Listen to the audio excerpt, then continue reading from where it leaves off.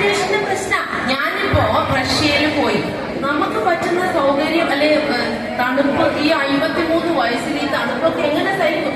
പകുതി ഇട്ടറിഞ്ഞപ്പോ എന്നെ കണ്ടപ്പോ ആൾക്കാർ വിചാരിച്ച എല്ലാവരും ഉപേക്ഷിച്ച് പോകുന്നതാണ്. ഞാൻ അവരെല്ലാം സമാധാനിപ്പിച്ചു. അല്ല, ഞാൻ തിരിച്ചു പോകും, ഒരു എനർജി കിട്ടാൻ വേണ്ടി വന്നതാണ്. ഞാൻ എന്റെ സ്വന്തം പൈസ എടുത്തത്, മനസ്സിലായില്ലേ? കാരണം ആ എനർജിയിലേക്ക് ചിലപ്പോൾ എനിക്ക് എന്തെങ്കിലും ആയി പോകും അവിടെ.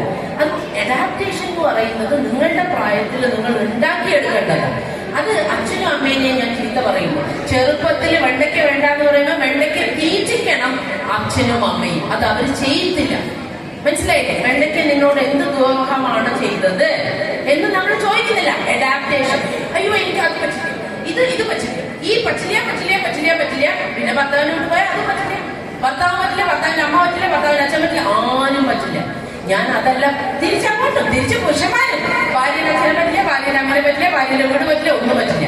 നോക്കൂ, ഈ അഡാപ്റ്റേഷൻ ചെറുപ്പത്തില് എനിക്ക് അമ്മയോടും അച്ഛനോടും പറയാനുള്ളത് അതാണ്. ചെറുപ്പത്തിൽ ഒരു ഉടുപ്പ് വാങ്ങിക്കൊടുക്കുന്നത് നിന്റെ അച്ഛനും അമ്മയും നിങ്ങൾക്ക് വാങ്ങിത്തരുന്ന ഓരോരോ സാധനങ്ങളും അവരുടെ, പറയൂ വാക്ക്, ഞാൻ പറഞ്ഞാൽ കുറച്ച് കൂടിപ്പോകും, അവരുടെ ഔദാര്യമാണ്.